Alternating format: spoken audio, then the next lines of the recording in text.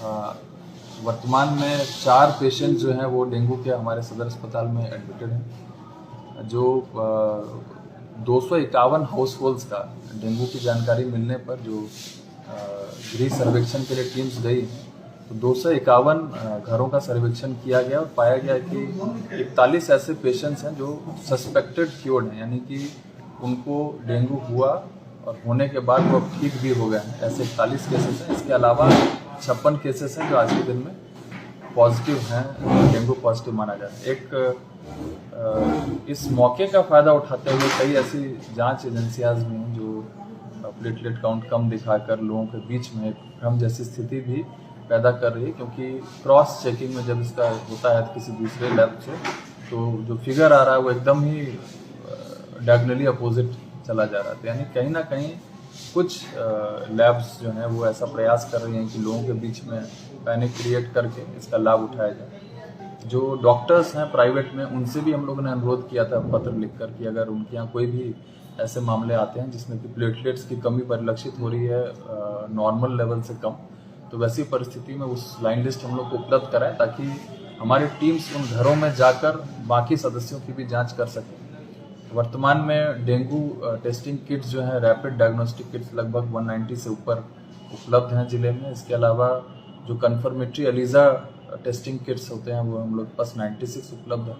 Elijah reader भी अब हम लोग के पास आ गया, तो अब यहाँ पर भी हम लोग कन्फर्मेटरी डेंगू टेस्ट कर सकते हैं। अगर कोई भी पेशेंट जो सस्पेक्टेड है या उनको लगता है कि उनको अपने टेस्ट कराने की आवश्यकता है, तो सदर अस्पताल में इसकी जाँच की व्यवस्था है। सभी जो डेंगू वार्ड है वहाँ पर मच्छरदानी लगाने का निर्देश दिया गया। पर्याप्त संख्या में मच्छरदानी हम लोग के पास सदर अस्पताल में उपलब्ध।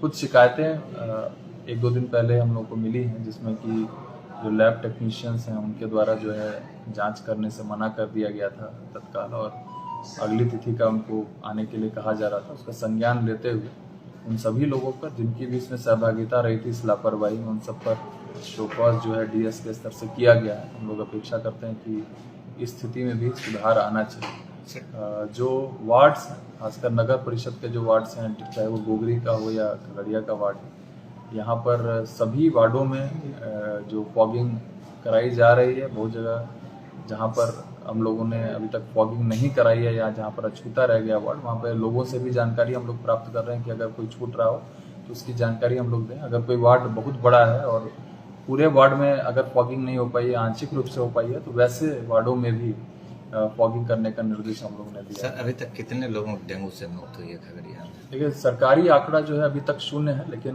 हम लोग को सोशल मीडिया के माध्यम से 3 लोगों की मृत्यु की सूचना मिली है। जो 1 की मृत्यु जिले में ही हुई है और 2 की मृत्यु यहाँ से बाहर पटना में इलाज के दौरान हुई है। हालांकि इस आंकड़े का कोई ऑफिशियल कंफर्मेशन ना तो हम लोग को पटना से या कहीं से प्राप्त है, लेकिन सोशल मीडिया में जरूर इस बात की चर्चा है। सर, अभी तक एक्टिव केस टोटल कुल मिला के सर खगड़िया में 56 एक्टिव केसेस। सर, एक तो अभी जैसे पानी बढ़ता जा रहा है धीरे धीरे लोगों के घरों, उसके लिए सर क्या बाढ़ के लिए जो क्या सर? देखिए, खगड़िया जिले में तो लगभग नवंबर तक भी कुछ वर्षों में बाढ़ की स्थिति बनी रही है। इस बार विशेषकर पूरे राज्य में ही, खासकर जो तटवर्ती क्षेत्र है वहाँ पर जो मकान है लोगों के, वहाँ पर पानी घुसना प्रारंभ हो गया है, ऐसी सूचना मिली है।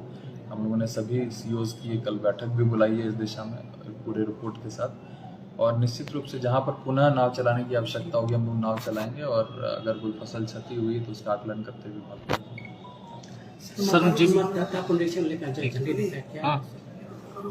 जैसा कि आप लोग जानते हैं, निर्वाचन के दौरान पुनरीक्षण का जो कार्य है वो मात्र नवंबर में किया जाता था, अक्टूबर नवंबर, वर्ष में एक बार। इसको अब विस्तारित करते हुए इसको वर्ष में 4 बार अब कर दिया गया कि वर्ष में 4 बार पुनरीक्षण का कार्य चल सकेगा।